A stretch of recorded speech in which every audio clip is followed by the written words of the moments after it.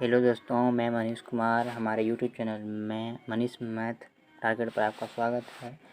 मैंने पिछली वीडियो में भी उदाहरण को कंप्लीट किया था और इस वीडियो में कक्षा 10वीं के प्रश्नावली 1.1 अध्याय 1 से प्रश्नों को सॉल्व करूंगा और आपको समझाने का प्रयास करूंगा। जो वीडियो को देर ना करते हुए मैं सॉल्व करते हैं। क्वेश्चन नंबर 1 कह रहा है निम्नलिखित संख्या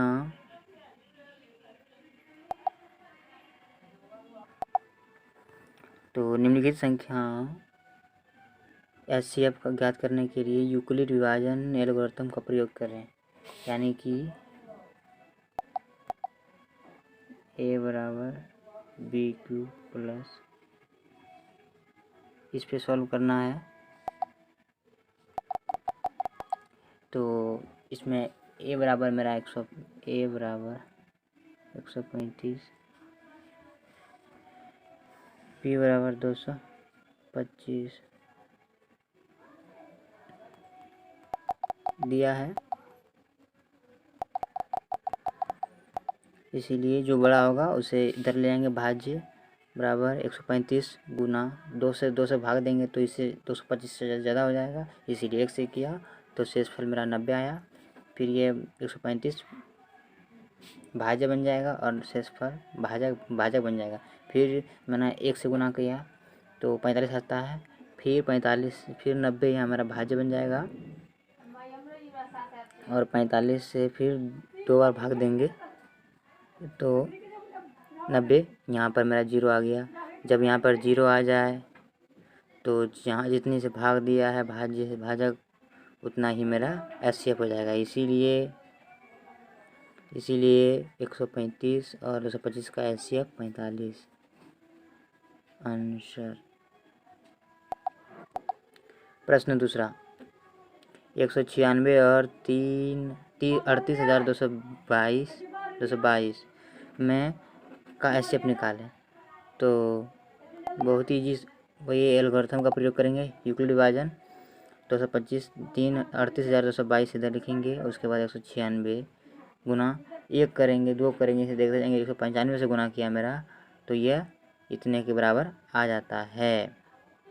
इसीलिए तो यहाँ पर शेषफल मेरा 0 हो गया।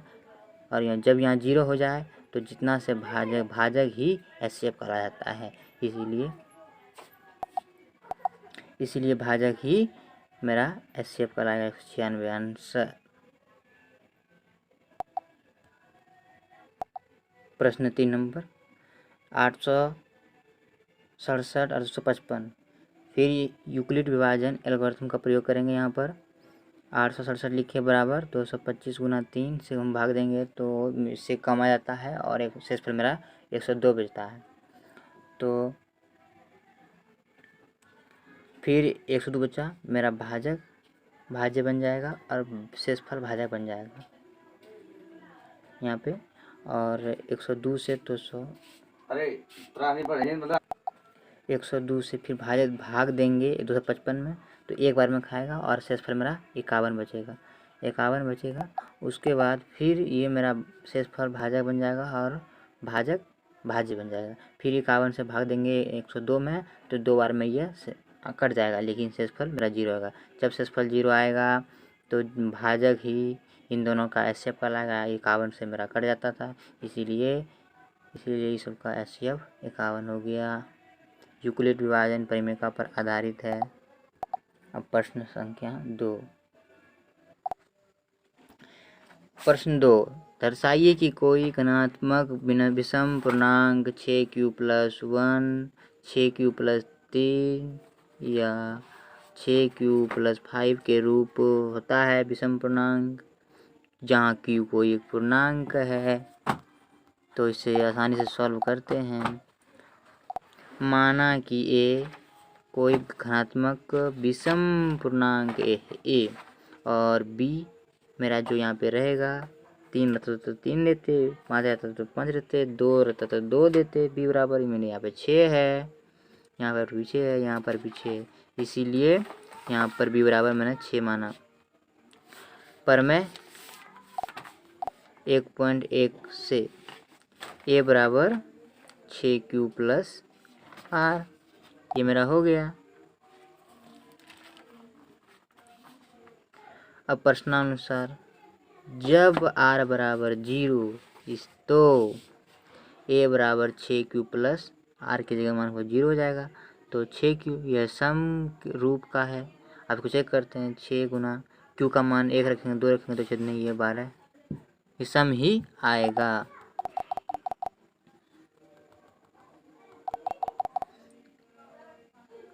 फिर जब R बराबर 1 तो A बराबर 6Q प्लस 1, तो यहाँ क्या हो गया 6Q प्लस 1, यह विषम का रूप है क्योंकि जब 6 गुना मैंने 2 किया था 12 आया था और प्लस 1 तो 13 आएगा। ये विषम पूर्णांक है कि नहीं है, तो मैंने सिद्ध किया।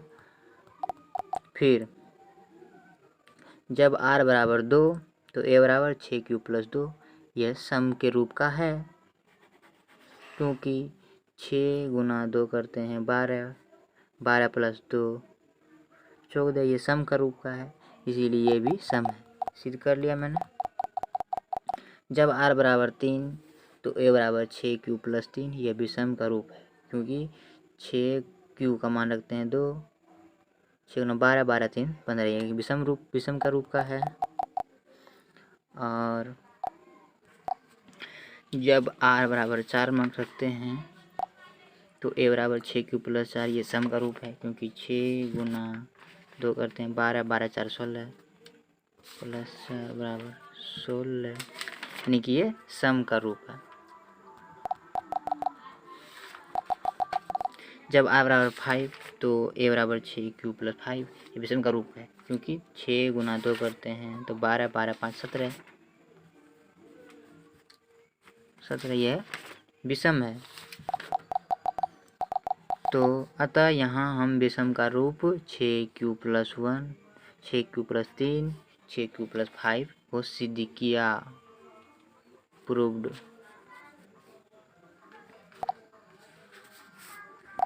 अब प्रश्न 3, किसी परेड में 616 सदस्य वाली एक सेना की टुकड़ी 32 वाले स्तंभों में मार्च करना है तो उन स्तंभों की अधिकतम संख्या क्या है जिसमें वह मार्च कर सकते हैं। दिया है पहली परेड की टुकड़ी की संख्या 616, दूसरी परेड की टुकड़ी की संख्या 32, तो अधिकतम अंकों की संख्या क्या, यानी कि HCF निकालना है। इसीलिए प्रश्नानुसार यूक्लिड विभाजन से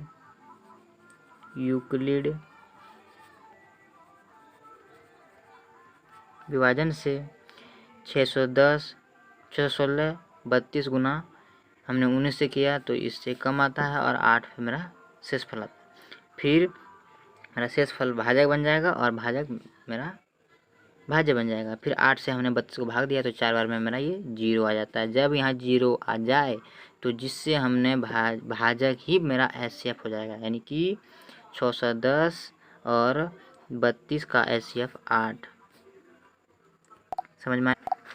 अब प्रश्न संख्या 4, यूक्लिड विभाजन परिमेय का प्रयोग करते हुए दर्शाइए कि किसी धनात्मक पूर्णांक का वर्ग किसी पूर्ण m के लिए 3m या 3m के रूप का होता है। धनात्मक पूर्णांक वर्ग, अब इसके रूप का दर्शाना है। सर्वप्रथम माना कि यह बराबर कोई धनात्मक पूर्णांक है, यहाँ 3 दिया है, यहाँ पर भी 3 दिया है, तो यहाँ b बराबर क्या मानेंगे 3 मानेंगे। प्रश्नानुसार a बराबर 3Q प्लस r, यूक्लिड विभाजन परिमेय से यहाँ पर वर्ग करने पर जब r बराबर 0 लेंगे तो a बराबर हो जाएगा 3Q प्लस 0 बराबर ये होगा। अब फिर a स्क्वायर वर्ग करेंगे तो a स्क्वायर बराबर 3Q स्क्वायर हो जाएगा, यानी कि 9Q स्क्वायर। अब देखो 3, इसको साफ कर देते हैं, तो 3Q स्क्वायर आया, यह 3m का रूप का है। तो थ्री क्यू स्क्वायर ये एम का रूप हो गया और थ्री ये हो गया, ये एम का रूप का है।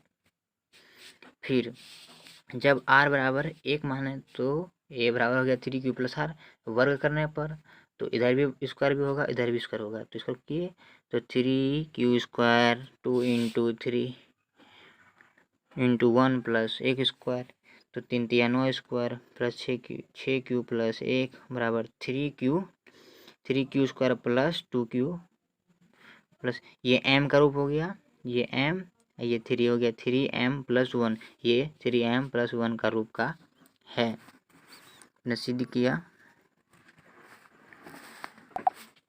अब देखिए जब आर बराबर दो तो ए बराबर थ्री क्यू प्लस टू, तो दोनों तरफ वर्ग करेंगे तो हो जाएगा three Q square plus two into three plus two, इनकी ए प्लस बी का होल स्क्वायर पर आधारित है के यहाँ, तो नाइन स्क्वायर हो जाएगा, फिर 12 क्यू हो गया, फिर 40, फिर 3 कॉमन लिए इसमें से, फिर 3 क्यू प्लस 4 प्लस 4 प्लस 1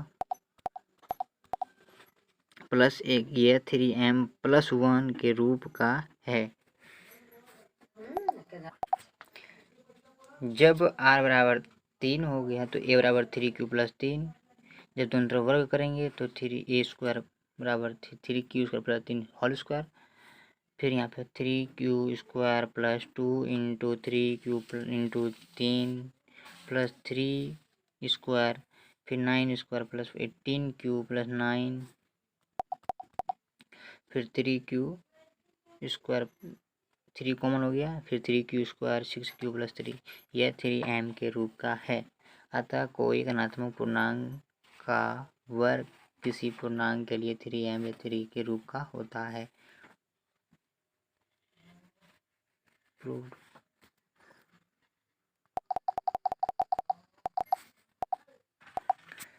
प्रश्न की संख्या 5, यूक्लिड विभाजन का प्रयोग करके दर्शाइए कि किसी धनात्मक पूर्णांक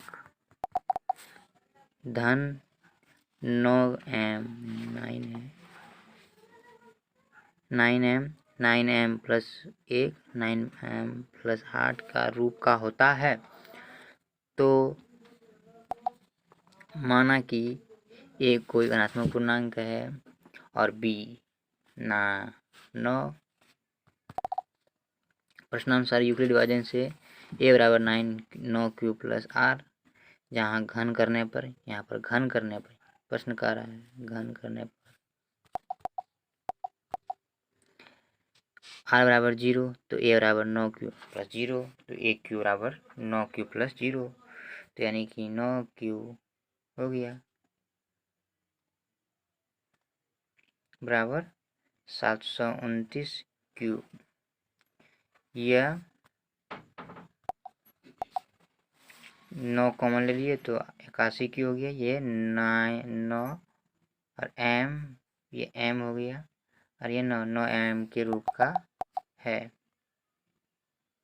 जब आर बराबर 1 तो ए बराबर 9 क्यू प्लस 1, तो यहाँ पर वर्ग घन करने पर घन किया तो 9 q plus 3 into a square plus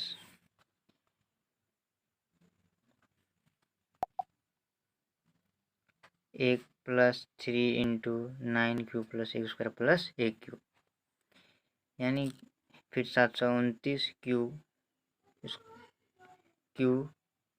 फिर 3 into 81 q square 27 q plus 1, 729 q तो 47 q square 27 q square plus 1, यह सॉल्व किया मैंने। फिर यहाँ पे 9 कॉमन ले लिया तो 81 Q plus 27 q square plus 23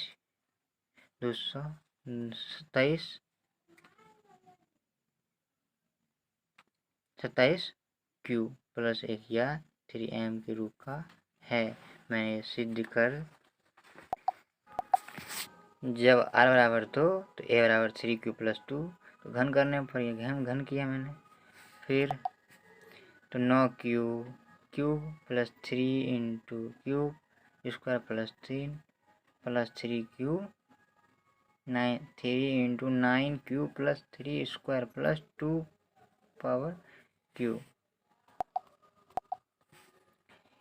फिर यहाँ सॉल्व किया 729 क्यू 247 गुना 3 Q square plus 243 Q plus 8। 700 ये 8 है। 729 Q plus 729 Q square plus 243 Q plus 8। तो यहाँ पर 9 कॉमन ले लिया तो 81 Q plus 81 Q plus 81 q square plus 27 q plus 8। यह 3m प्लस 8 के रूप का है।